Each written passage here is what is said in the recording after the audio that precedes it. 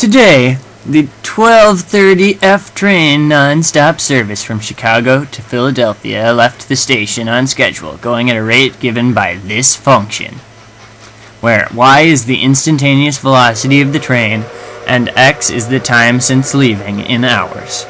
Based on this equation, and the fact that the train has about 700 miles to travel, how long will it take to reach Philadelphia?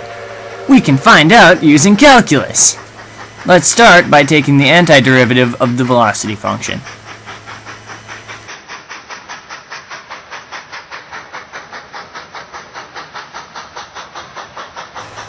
Because we know that at time 0 the distance is 0, we can find c.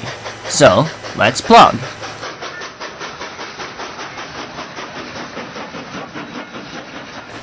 Now that we have a complete distance formula, it only takes simple algebra to find the amount of time it will take given the 700-mile trip. Based on this formula, it will take about 13 1/4 hours, or 13 hours and 15 minutes.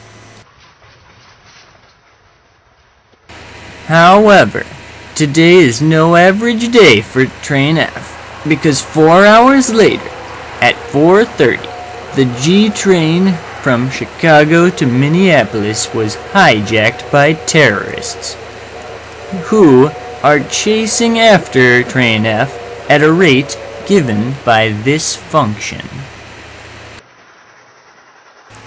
Should the trains collide, they will surely both be destroyed, and untold numbers of innocent lives will be lost. So quick! Let's make a distance formula for train G, which we can make a distance equation between the two trains. So, to create an equation for the distance of train G from the station, we'll take the antiderivative of its velocity formula. With this, we can make a distance formula for the distance between the two trains. That's the thing, they just can't rush in here and do this. They're having to wait for the Burlington Northern people to get on scene to evaluate what these cars were actually carrying. They have a manifest of what every rail car is carrying on this train, so they'll have to get that manifest. With this complete formula, we need only plug in 13.26 for the time in our distance equation, and if the result is negative, the trains have crashed, causing a large explosion. If the result is positive, train F will have been able to arrive at the station and be safely evacuated before the terrorists arrive at the station, where they will quickly be apprehended by local law enforcement. So, let's plug and chug. A huge explosion. We just had a huge explosion here. That's just incredible. Oh, luckily there wasn't no firefighters within very close. I'm getting the heat off of it through my window here. It just exploded just moments ago. So, beating train G by about 62.5 miles, train F safely reaches the station.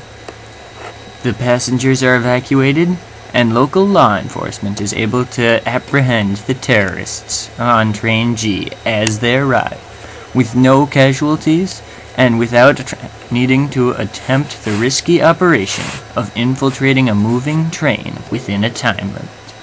The end.